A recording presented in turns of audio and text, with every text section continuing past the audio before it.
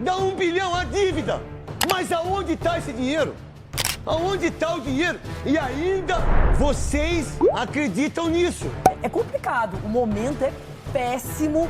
Enfiada pro Roberto, dominou a batida pra fora! 1 bilhão e 704 milhões. Esse é o caos. Onde o time do Corinthians é ruim. É mesmo. O Corinthians não consegue contratar, não consegue trazer os seus reforços. Os que estão aqui nem todos estão disponíveis.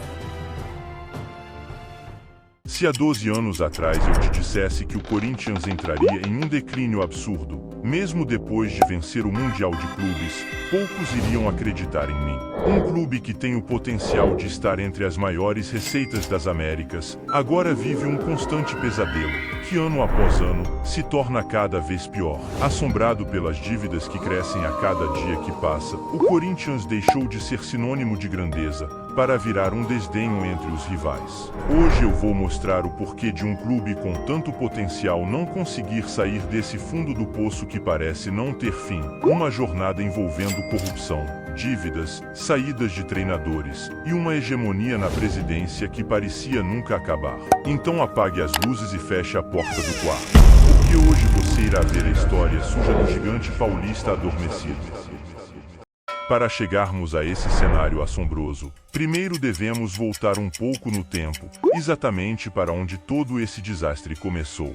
Não tem como começar a falar sobre isso, sem citar o principal envolvido nisso tudo, André Sanches. Foi com habilidade nos bastidores que ele se transformou em diretor de futebol rebaixado em uma gestão caótica, a presidente do clube, em 2007. E então o que parecia mais um cartola pequeno se tornou gigante perante os olhos de todos. Diferente do que muitos pensam, o Corinthians se transformou no primeiro mandato de Sanches. O time acabou se estruturando, ganhou um centro de treinamento moderno, passou a faturar mais dinheiro, conquistou títulos e, principalmente, teve sua sonhada casa. Foi ele quem trouxe nomes como Ronaldo Fenômeno e Roberto Carlos, que nos seus 4 anos dentro do clube venceu o Campeonato Brasileiro da Série A em 2011 e da Série B em 2008, além da Copa do Brasil e do Paulista em 2009. Mesmo após todo esse sucesso, André Sanches anunciou em dezembro de 2011 que deixaria o clube, para posteriormente assumir a chefia de seleções na CBF, caminho mais do que aberto para André Sanches ser o novo presidente da entidade em 2015. Com 4 títulos, André Sanches se despede do timão no dia 15 de dezembro de 2011, porém, essa não seria a última vez que vocês iriam ouvir falar nesse cara.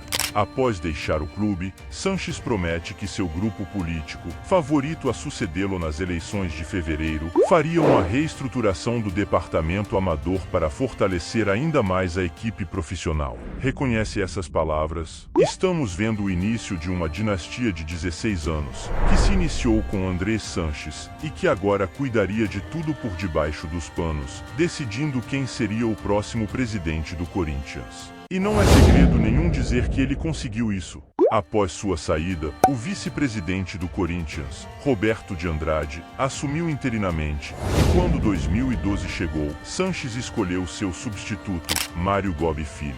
É certo que o período de Sanches como comandante do Corinthians foi algo positivo, tendo atingido alguns marcos durante sua passagem. Porém, o marco que mais impactou o clube desde o passado até os dias de hoje foi a criação da Neoquímica Arena, que passou de um sonho para se tornar o seu maior pesadelo financeiro, que já ultrapassa os 700 milhões de reais.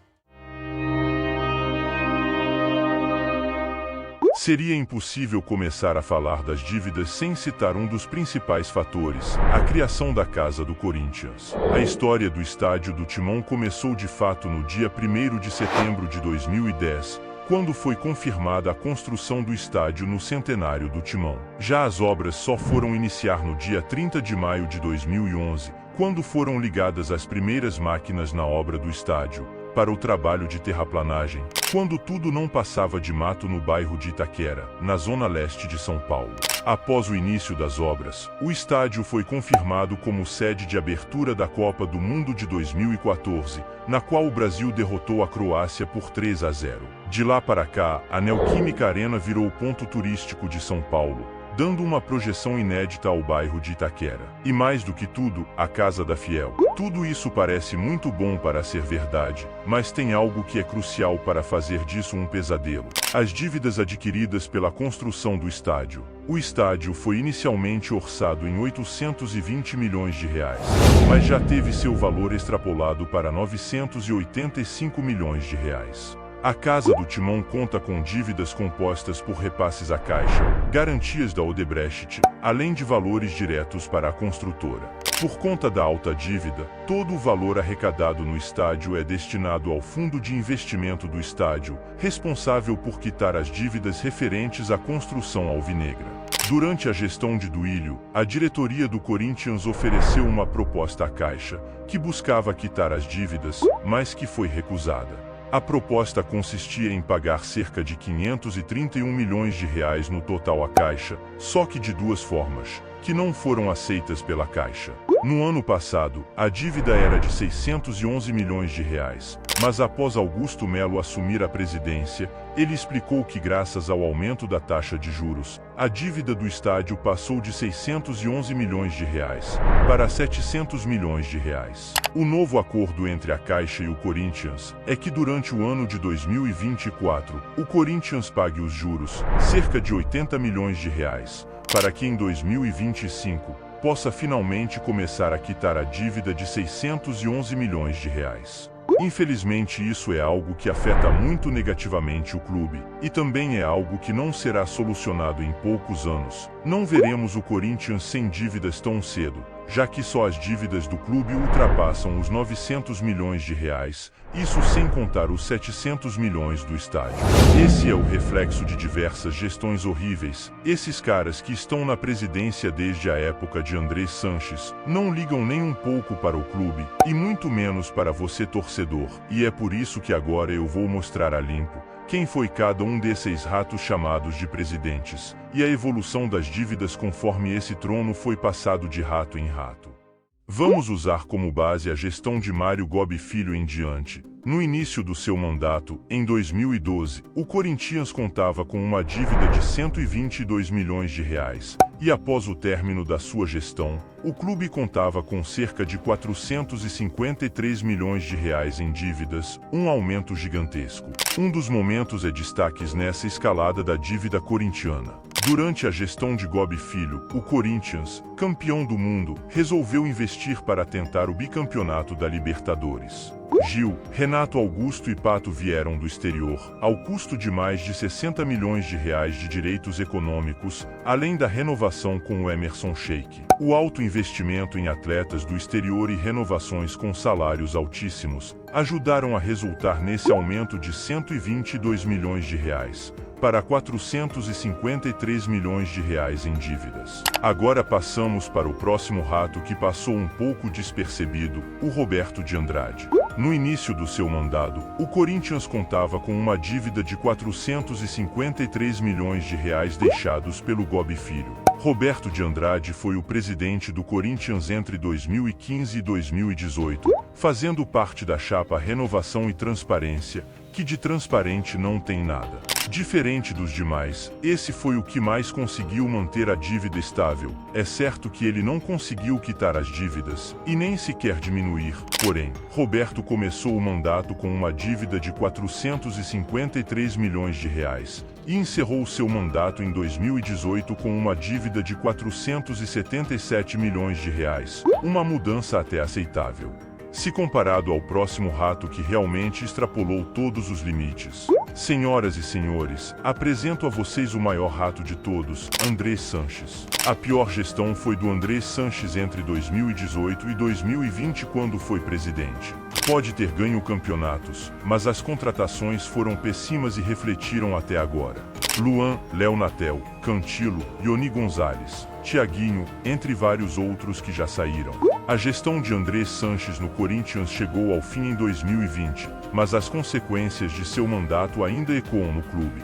Sanches assumiu o timão com uma dívida estimada em 476,6 milhões de reais e entregou a Duílio Monteiro Alves, seu sucessor, com um débito de 956,9 milhões de reais. Um expressivo aumento de mais de 100%. Além disso, o Corinthians atrasou salários aos jogadores e funcionários, foi punido pela FIFA e enfrentou uma série de problemas judiciais de anos passados. E ainda desmantelou o time campeão de 2017, que foi o último a ganhar um título importante. Essa é só uma lembrança de quem é o principal responsável pela distância do Corinthians dos principais times do país, como Flamengo e Palmeiras. Sinceramente, acho que técnico é o menor dos culpados. Agora chegamos ao último rato, Duílio Monteiro Alves.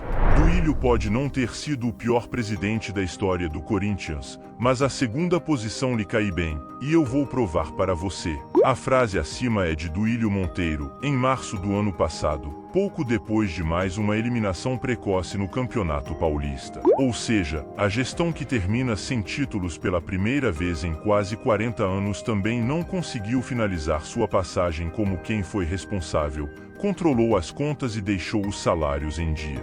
Buscando ser justo, não acho toda a gestão de Duílio ruim. Teve seus méritos em 2021 com as grandes contratações de Juliano, Renato, Roger e William, e só não foi coroada em 2022 por incompetência de Fagner e Matheus Vital. O 2023, no entanto, configura a pior administração em um ano que eu presenciei no clube desde a queda da Série B. É o primeiro membro da situação que não consegue eleger um sucessor desde 1993. Quando Vicente Mateus foi derrotado por Alberto Dualib. É o primeiro a não ganhar títulos desde Roberto Pasquá, de 85 a 87. Além disso, é o primeiro a ter 4 técnicos em um ano desde 2006. E também o primeiro a não chegar sequer em uma final de Paulista desde o estabelecimento do mata-mata, em 1974. Colocando em segundo lugar, abaixo apenas de André Sanches, que ficou em primeiro lugar como o pior rato da história do Corinthians. Outro ponto que deve ser observado é a quantidade de técnicos que passaram pelo Corinthians em 2023. Ao todo, passaram 4 técnicos pelo timão: Fernando Lázaro, Cuca, Vanderlei Luxemburgo e Mano Menezes. E agora vou mostrar um pouco do trabalho de cada um sob o comando do timão, e listar do pior para o melhor. Primeiramente temos o Fernando Lázaro. A efetivação de Fernando Lázaro como treinador do Corinthians em 2023 gerou sentimentos divididos no clube. A busca por pelo menos repetir o 4º lugar do Brasileirão e as disputas de Copa do Brasil e Libertadores geraram uma pressão sobre o treinador. Desde sua chegada, a equipe oscilou em desempenho, mas teve uma identidade com a mudança de sistema em comparação aos seus antecessores.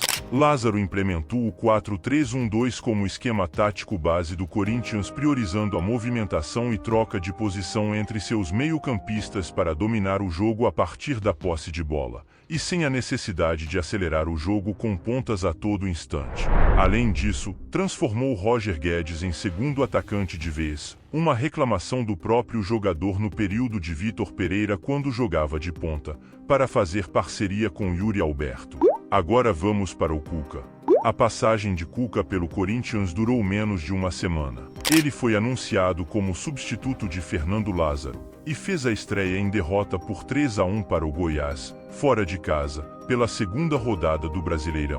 Desde sua chegada, o técnico foi alvo de protestos de parte da torcida do Timão, que não aceitou a contratação de um condenado por violação em 1989, na Suíça. A diretoria dizia acreditar na inocência do treinador, que assim se declara. Até 2013, Cuca era reconhecido por montar times muito ofensivos. Sua grande inspiração era Marcelo Bielsa. Ele montava um 3-4-3 em seus times, com jogadas rápidas ao ataque e uma marcação quase individual na defesa. O Galo, que venceu a Libertadores, mudou Cuca. Ele deixou a mentalidade ofensiva um pouco de lado e formou times de marcação muito forte e saídas rápidas ao ataque. Saindo do Cuca e agora indo para o Luxemburgo. O Luxemburgo chegou ao Corinthians não apenas com a missão de tirar o Timão da atual crise, mas também de se provar como um treinador de alto nível no futebol brasileiro. Luxemburgo defende que o jogador brasileiro, de uma maneira geral, precisa de liberdade para tomar decisões dentro do campo de jogo, o que ele costuma chamar de empirismo brasileiro. Em outras palavras, é um futebol de tentativa e erro, sem uma linha racional na tomada de decisão. Uma ideia muito parecida com a que Fernando Lázaro pretendia para o time, que não tinha padrões claros de movimento. O sistema tático utilizado para isso pode variar, já que, nesse aspecto, o técnico tem amplo repertório. Mas uma possível formação sai na frente se considerarmos o que sobrou da era Lázaro. O 4-4-2 com losango no meio-campo, sistema utilizado por Lucha no Palmeiras, no Cruzeiro, no Real Madrid e no próprio Corinthians. E agora chegamos ao último técnico do Corinthians, Mano Menezes. Demitido do Corinthians no início de fevereiro após uma série de resultados negativos no Paulistão, o técnico Mano Menezes não era o nome preferido pela atual gestão para comandar o time em 2024. Quem revelou foi o próprio presidente do Timão, Augusto Melo. Se o Lucha é conhecido por ser um defensor da escola brasileira de futebol, baseada na individualidade dos jogadores, o novo técnico do Timão costuma ir pelo caminho contrário, organizando suas equipes de maneira mais coletiva e com influências europeias. O sistema tático mais utilizado é o 4-2-3-1. O Corinthians de Mano se estabeleceu com uma linha de 4 defensores, uma dupla de volantes que se reveza no combate e na saída para o jogo, e 2 meias que se ajudam. Após a saída de Mano, o Corinthians foi atrás do português Antônio Oliveira, ex-Cuiabá, que segue invicto no comando do Timão. Em 3 jogos, todos pelo Paulista, são 2 vitórias e um empate, este último no derby contra o Palmeiras, que terminou empatado por 2-2 após reação épica da equipe corintiana nos minutos finais. E agora vamos para os números individuais de cada treinador, e também listar o top 4. Em quarto lugar temos o Mano Menezes, com 15 jogos, 5 vitórias, 5 empates e 5 derrotas, um aproveitamento de 44,4%. Em terceiro lugar temos Vanderlei Luxemburgo, com 38 jogos, 14 vitórias, 12 empates, 12 derrotas, um aproveitamento de 47,3%. Em segundo lugar temos o Cuca, com 2 jogos, 1 vitória, 1 derrota, um aproveitamento de 50%. E em primeiro lugar, temos o Fernando Lázaro, 17 jogos, 8 vitórias, 5 empates, 4 derrotas, um aproveitamento de 56,8%. Atualmente, o técnico do Corinthians é o português Antônio Oliveira, que foi anunciado como treinador do Corinthians no dia 9 de fevereiro de 2024. O profissional chegou para substituir Mano Menezes, que encerrou sua terceira passagem no Timão dias antes. O português recebeu o convite da diretoria alvinegra após se destacar pelo Cuiabá, sendo o responsável pela melhor campanha do clube mato-grossense na história da primeira divisão nacional. Seu contrato é válido até o dia 31 de dezembro de 2024.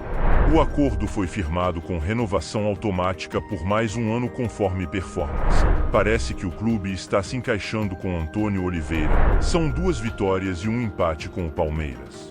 O Corinthians é sem sombra de dúvidas um gigante brasileiro, que atualmente se encontra adormecido. É certo que as dívidas não serão quitadas agora, mas isso não reflete em como o clube deve jogar e se comportar. O Corinthians tem um bom elenco e pode sim brigar no topo do futebol brasileiro e sul-americano. Basta ver se com o novo técnico, o clube irá se encaixar e começar a ter um desempenho esperado pelos torcedores.